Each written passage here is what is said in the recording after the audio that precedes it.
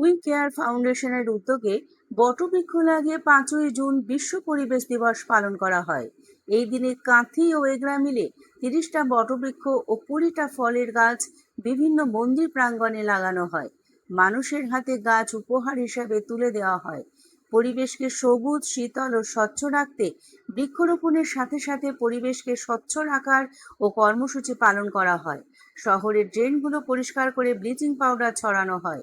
সংগঠনের পক্ষ থেকে বিশ্বজিৎ নাথ ও মিলনগিরি দাঁড়িয়ে থেকে কর্মসূচি সফল করেন। সংগঠনের সভাপতি সুভাষ নন্দ সকল দাতা বন্ধু ও যোদ্ধাদের ধন্যবাদ জ্ঞাপন করেন।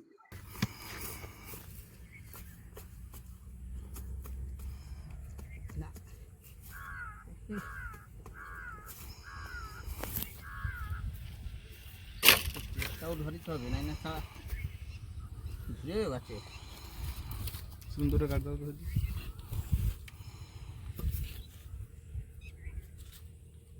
গাছ যেতে